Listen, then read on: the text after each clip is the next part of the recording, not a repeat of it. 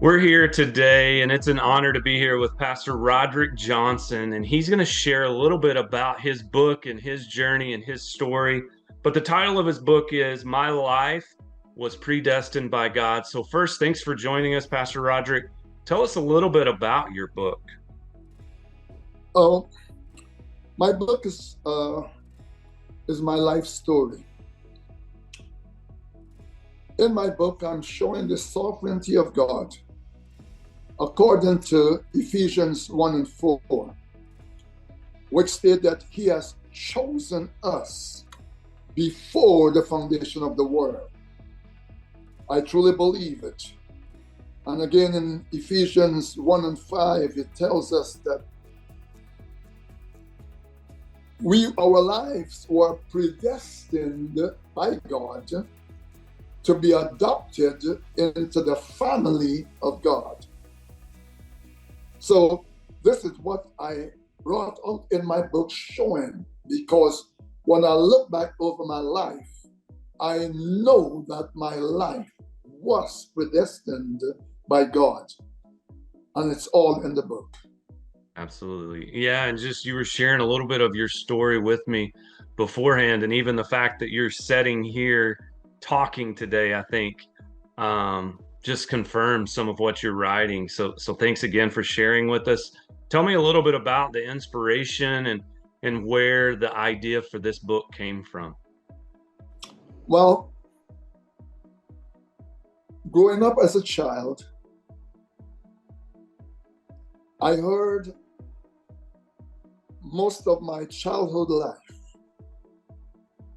what I will be and what I will not be. All because my mother got me. My mother and my father were not married when I was born.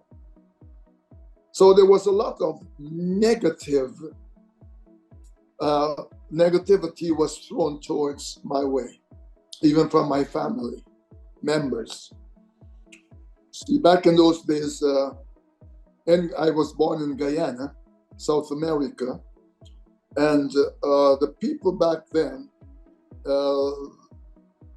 they scorn one that having a child out of wedlock.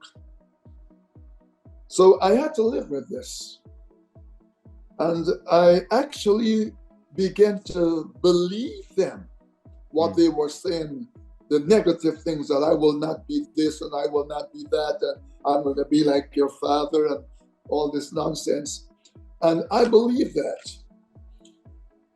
At the age of 13, I dropped out of school because my mother was my mom and dad. My dad was MIA, missing in action. He was never there in my life. So at the age of 13, I dropped out of school and I began working. And I've been working all my life since. At the age of 19, I was a sailor on a ferry boat. And I met a beautiful young lady. She was 16 at the time. I was 19. And the moment I saw this lady, she just grasped my attention. Like, I wanted to be with her. That's how I felt. And I pursued her. To make a long story short, 2 years later, we got married. But I went through a lot to get her. Mm-hmm. It's all in the book. And from the time I married this young lady, my life began to take a turn. She was exactly what I was looking for. Was a mess. My life was a mess. It's all in the book. I was so much like my dad, and he was a mess. And I hated my life. Mm. There was one time I even tried to kill myself. Wow. Because I hated the life I was living, even after marrying to my bride. I just couldn't help myself. But this woman of God, she encouraged me, she prayed for me, and she has been a tremendous blessing. I believe God prepared her just for me. Yeah. And through God and her, I am who I am today. It's amazing, the power of God. I remember when, after a few years of our marriage, so first 6 years of our marriage, we weren't having children, and I adopted a little boy, 3 years old. From the moment we adopted that child, blessings began to come our way. God began to open doors. Her brother in England, her aunt in America, they both sent invitations for her. But the amazing thing of it is, she came to America. We decided for her to come to America, and she came before. And when she came back to get her green card, our intention was to leave me and our son in Guyana. But the amazing thing is that God had predestined my life. Because when she went before the officer that questioned her, the officer saw in the application she was married and said to her, "Where's your husband?" She said, "I did not, why did you apply for him at this time?" She says, "I did not know I could do it. I thought I would have to do it later." She lied. Mm. The officer told her, "Go get your husband and return at 2 o'clock. The rest is history. It's all in the book." Wow. So that's a powerful story. Yeah. Thank you, man, just sharing, and I can just see and hear the passion and see how you can see God having worked in each area of your life. And so powerful story, powerful book. Thank you so much for sharing just a glimpse of it, giving us a glimpse into it. Any last few words you want to share with our audience today? Well, what I would like my audience to understand is, and I believe that some people that will read the book, they may see themselves. They may see a similar story, a similar life in themselves, in their marriage. My wife had all right to divorce me, but she did not. She accepted the covenant,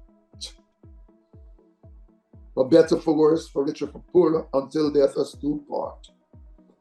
And this woman prayed me through all the years, and I want the audience to understand that God is who He said He is. He is the sovereign God. He is the Almighty, He is the omnipotent God.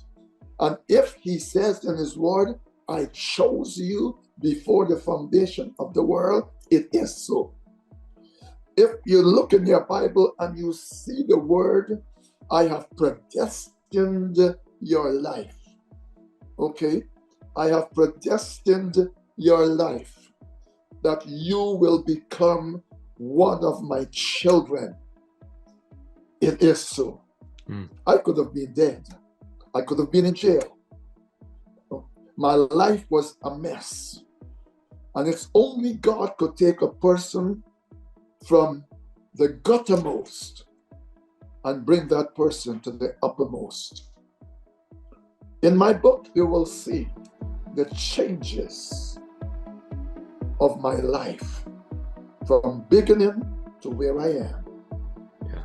Today, my bride and I, we are celebrating 62 years of marriage. That's amazing. And we are still in love. If I could be permitted, I just would like to come, honey. Come. Let my Let my brother here see you. This is the woman of my life, There you Lady go. Bernice Johnson. I'm fine, thank you. There you go. She, this Well, is. well, thank you so much. We'll end it there. Great to hear your story. You can get out there and grab a copy of his book, My Life Was Predestined by God. It's available online through Amazon, through Barnes and Noble. Maybe you like to read on the Kindle or use technology to read. It's available there as well through iTunes.